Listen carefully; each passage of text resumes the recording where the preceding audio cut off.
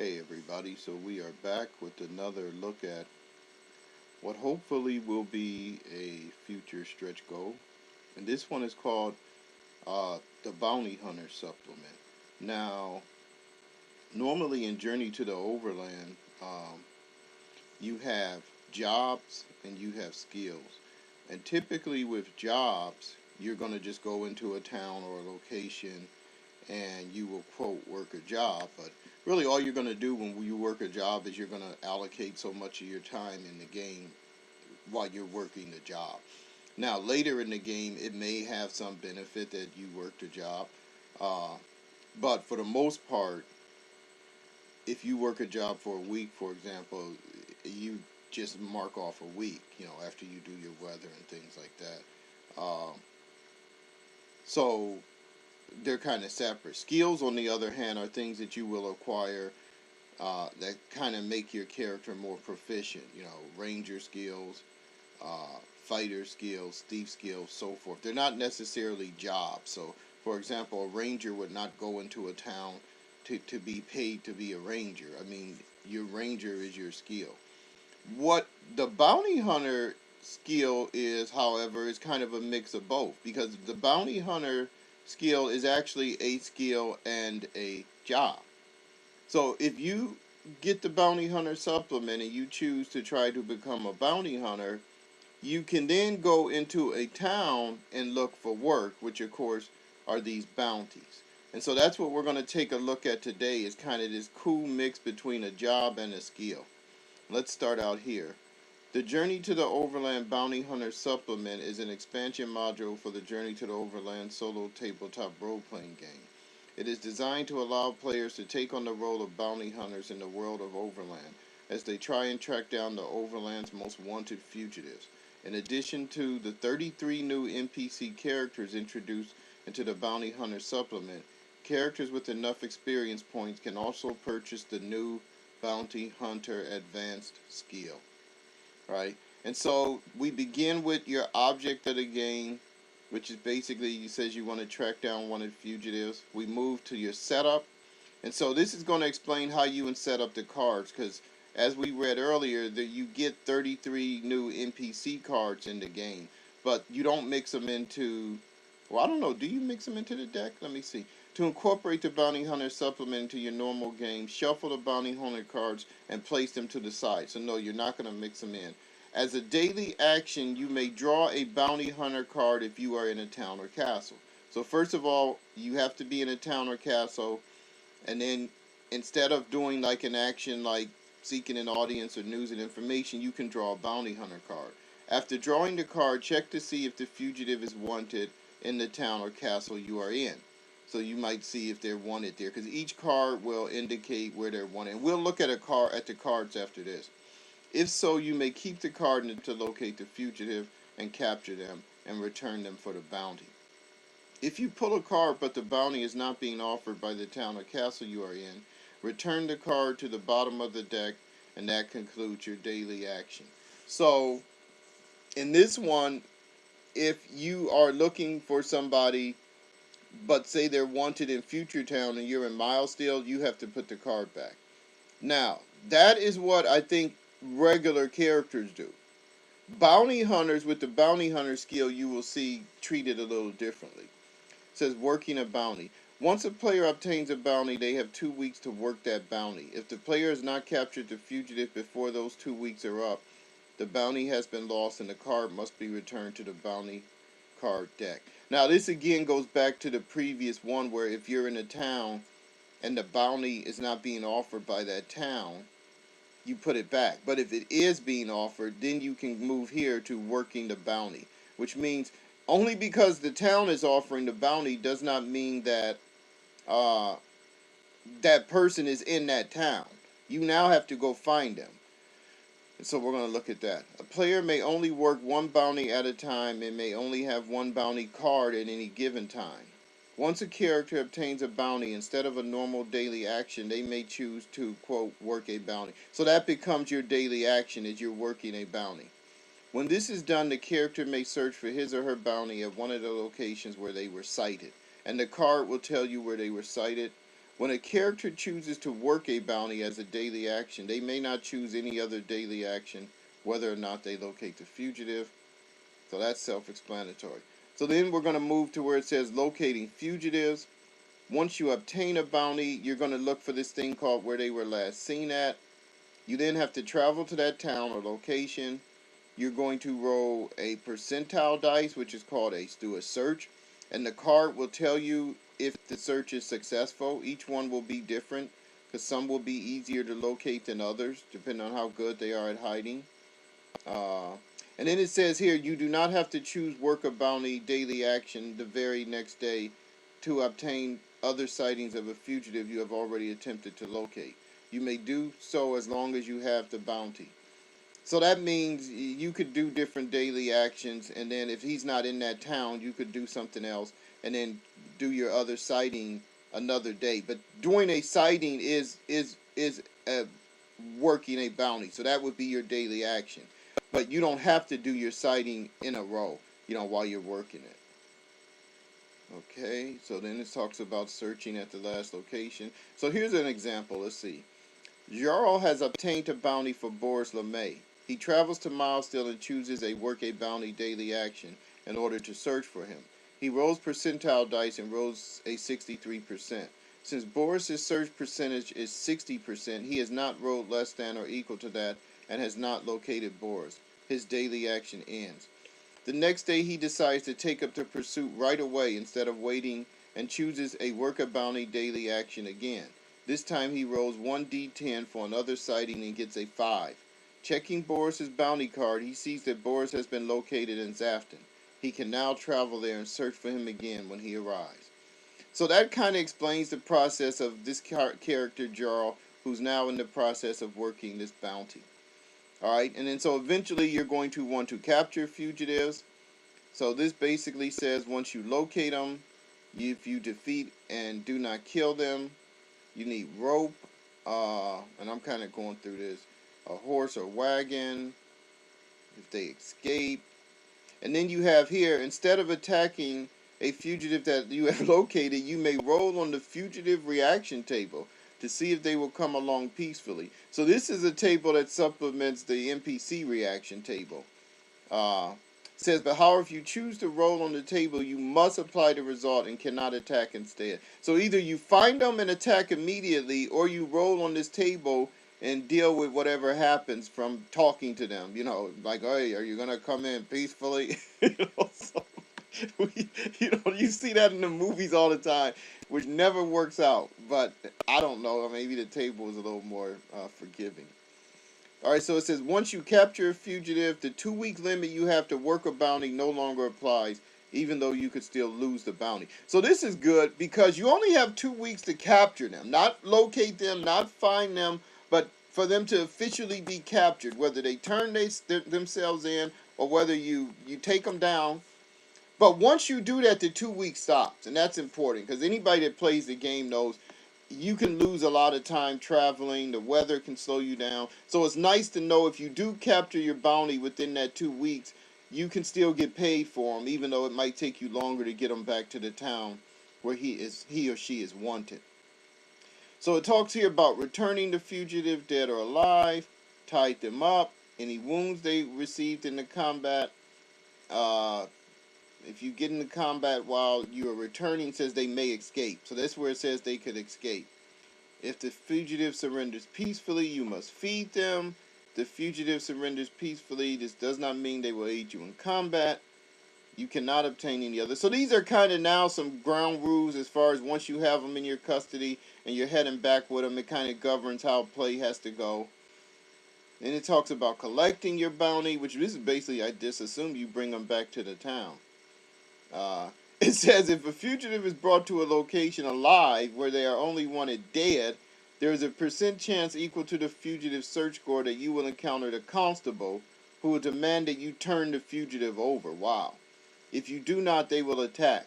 If the constables take the fugitive, you will not be paid any bounty. So basically, if you bring back somebody alive who's wanted dead, the constables may simply say, well, he's ours now, and you lose your bounty. So that's kind of a tough call for individuals that, maybe you don't want to kill the guy. Maybe there's something in his card. Because some of them do have things in their card where it's like, well, if you bring me back alive, I'll surrender. You know, and in exchange, I'll do this for you. And so you might do that, then bring him back alive. But then the constables might take him off your hands. And of course, they're going to go back there and by the time they turn him in, it's going to be that he was brought back dead. Uh, says if a fugitive is brought to a location where they are wanted dead or alive, you will only be paid the alive bounty regardless of when you turn them in. So obviously, you know, if they're dead or alive, they're not going to pay you the price for them coming in dead if you bring them in alive. And then it says here, if you're traveling, you wish to stop at a town or castle where they are wanted, but do not want to turn them in. Alright, so it says, say for example, they're wanted alive in one place, but you're trying to take them to somewhere else where they're wanted dead, and you stop at this place where they're wanted alive. It says, unless they are wanted dead at that location, you do not have to turn them in and may perform daily actions as normal. So basically, you can stop at these places where they are wanted alive and get supplies, but not turn them in there. Instead, say you're taking them somewhere where they're wanted dead. Now, again, if they are wanted dead and you stop at one of these locations, you go back here where you have this chance of meeting the constables. So that's a very significant distinction. And again, there are things in some of these fugitive cards where some of these are powerful people, some of these are wanted for political reasons. So there are certain things where if you are traveling with them and maybe you're trying to help them prove they're innocent before you turn them in, you don't want to stop at a town where they're wanted dead. You can stop at a town where they're wanted alive, but you don't want to stop at a town where they're wanted dead. This is the fugitive reaction table, and so I'm not going to spoil this for you guys, but you know, it's kind of pretty much standard. Looks like the higher you roll. And then we get to the bounty hunter skill, which I like. So in order to buy this skill, there's 25,000 XPs, and this is explained in the game if you're not familiar with how you use your XPs and experience points. Basically, so many experience points gives you so many XPs to spend, which is XPS. So this you would need 25,000. Says it's an advanced skill. Talks about prerequisites like barbarians or some other skill. You get an ability that you can increase. Alright, so then this is the difference. When drawing a bounty card, a bounty hunter may keep any card he draws whether or not there is a bounty for that fugitive in the town or castle. So unlike regular players who can do bounties, remember that you do not need bounty hunter skill to work a bounty. But a bounty hunter, when he draws a card in a town, even if that card says this guy is wanted in Zafton, and this bounty hunter draws the card in Milesteel, he can still work that bounty. A regular player cannot. A regular player has to put it back, because if you are in Milesteel, you can only work a bounty for somebody that is wanted in Milesteel. Otherwise, you have to travel to Zafton or travel to another town and get a bounty where somebody's wanted in that town. And it says, however, he or she may still only draw cards when a town or castle. A bounty hunter can work 2 bounties at once, which is nice, right? So that means you can actually be working 2 bounties. Maybe somebody is, you know, you think they're going to be quick to pick up, and you want to have another bounty that you're working in the meantime, because you can maybe do a sighting at one and then actually nab somebody at another. Says you can work for up to 1 month or 30 days. That's huge instead of the 2 weeks. So regular people only have 2 weeks. A real bounty hunter, you have up to a month or 30 days to work the bounty before you have to have them located.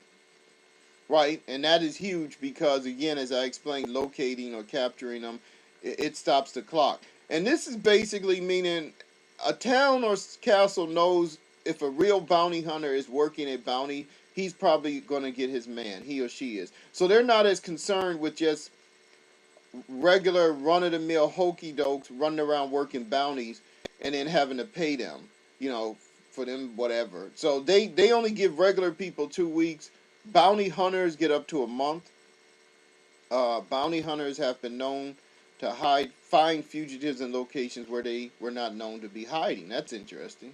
To reflect this, whenever a bounty hunter has an encounter, as they are entering or leaving a location where a fugitive was last seen or had other sightings, before drawing their encounter card, they can make a bounty hunter skill check. If they pass, instead of the encounter they pulled, they have located that fugitive. Now this is interesting. What this basically means is, if say you're entering a town or castle, and you know, let's say Boris LeMay was last seen in that town, and you go to enter it, and you roll for your encounter, and you have an encounter as you're entering the town. If you make a bounty hunter skill check and pass it, that's actually Boris LeMay that you just encountered. So you found him, even though you might have been heading to another town because there was a last sighting of him there, but now you actually found him here. And here's an example. Kalar is a 67% bounty hunter. He is on his way to Milestone to look for Boris LeMay, where he was last seen. As he enters Milestone, he rolls and has an encounter. Before pulling the encounter card, he decides to see if it is Boris. He makes his skill check and rolls an 80. He fails to roll, and it was not Boris. He now draws the encounter card and resolves the encounter. Kalar searches for Boris the next day but does not locate him. The day after that, he leaves and has an encounter as he is leaving the town. He cannot check to see if it is Boris this time because he has already rolled for that location once. However, if he goes to look for him at Zafton and has an encounter entering or leaving that town, he could choose to use his bounty hunter skill again and see if it is Boris. So that just explains how you can use it and how many times. Now, the other aspect about being bounty hunter is you gain fame. Right? And this is kind of a new thing, part of the supplement. Bounty hunters gain fame for every fugitive they collect a bounty hunter on. They earn 5 fame points for every level of the fugitive returned. If a bounty hunter loses a fugitive after capturing them, they lose 10 fame points regardless of level. Wow. A bounty hunter's fame points can never fall below 0. If a bounty hunter loses a bounty because he has failed to locate the bounty in time, he loses 5 fame points. So your fame as a bounty hunter rests on how successful you are with capturing and bringing in fugitives. That's the most simplest way to put it. Now, this is what you can spend your fame points on. So you may spend 5 points to increase the result of any die roll when working a bounty, including rolls on the fugitive reaction table. That's kind of sweet. Meaning if you're more famous as a bounty hunter, these guys are probably more likely to turn themselves in when they know you're on their tail. So you get to kind of modify your roll. Says he may spend 5 points to increase his bounty hunter's skill score by 1%. He may spend as many points as he wishes, but may only increase it by 20. So that's good. You can boost up your skill score, which is essential as a bounty hunter. May spend 5 points to increase the bounty paid for a fugitive, which is again good. So, as a more experienced bounty hunter, you should be able to command a higher price for these bounties. It says, a bounty hunter may spend 10 fame points to increase or decrease the result rolled on a seeking audience or news and information table by 5 points. So this is if you're this is kind of outside of bounty hunting, but because of your reputation, when you go seek an audience, people are going to be more likely to want to meet you. And he may spend 10 fame points to re-roll any result on the NPC reaction table. Only one. So again, on the NPC reaction table, if it says somebody attacks you, and then you want to use your fame, and you can re-roll that, and they say, well, oh, wait a minute, you're that bounty hunter. So maybe they won't attack you. Or vice versa. Maybe somebody will join your party because they want to be associated with you. Alright, so this is an optional rule where you can put the bounty hunter cards into the regular encounter deck, and it kind of explains to you how that would work when you draw the cards. And basically what it says is when a bounty hunter card is drawn as an encounter, roll on the NPC reaction table. However, if the fugitive is wanted dead or alive, -10 from your roll to reflect their leeriness to trust you. If they are only wanted dead, then -20. If they are only wanted alive, then roll as normal. So basically, if you mix these guys into your regular deck, you don't want to be encountering them because they are going to be very hostile. These are men and women with a price on their head who are traveling through the land, and if you happen to randomly encounter them, it's not going to go well because they are not going to take any chance of waiting on you to attack them or recognize them. And so here's another summary of the bounty hunter skill and the attributes. And that kind of closes us out. And so what I'm going to do now is I'm going to give you guys, we're going to take a quick look at one of the bounty hunter cards. And then we'll wrap this up.